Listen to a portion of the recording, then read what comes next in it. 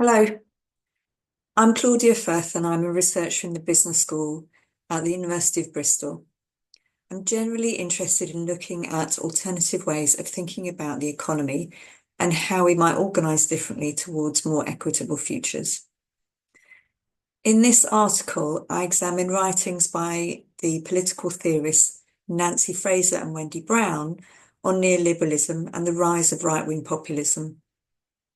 Both of these theorists write about the symptoms of a political crisis, which we felt for some time, and I think is summed up very well by a quote from the Italian Marxist theorist Antonio Gramsci, in which he describes a prolonged period of political change. And he says, "The old is dying and the new cannot be born. In this interregnum, a great variety of morbid symptoms appear."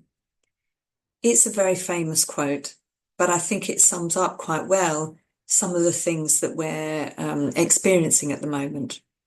An interregnum is the gap between two political power blocks or a period of discontinuity. I wanted to write about this because for a while I've been grappling with questions about how to create widespread long-term social change. And one strand of this work has been looking at whether rethinking counter-hegemony in the current very complex political context is a useful thing to do. I have also been interested in feminist perspectives that don't just concentrate on gender, but bring something different to thinking about political economy.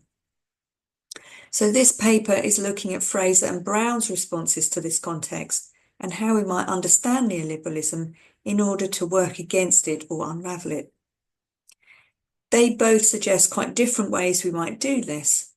Fraser argues for the importance of making and reconfiguring new coalitions and alliances on the level of social movements, whereas Brown suggests identifying the places where neoliberalism accidentally works against itself.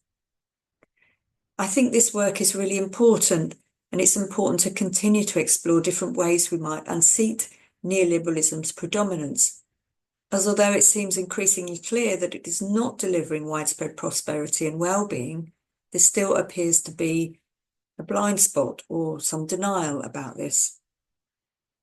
And actually what we need are more coherent counter-narratives and alternative economic thinking. And that's what I'd very much like to see more of in the future.